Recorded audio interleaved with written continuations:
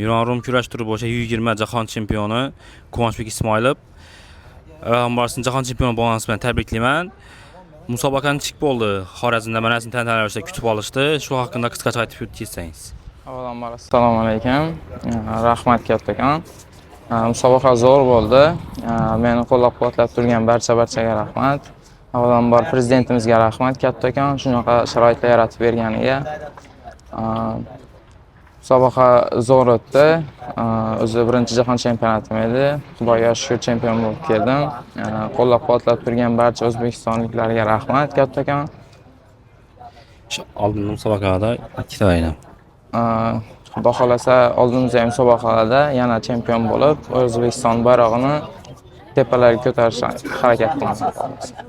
Quvonchbek Ismoilovni g'alabangiz bilan tabriklayman. Bu butun O'zbekistonning g'alabasi bo'ldi. Keyingi musobaqalarda omadlar, kuch-quvvat tilab qolamiz. Katta rahmat.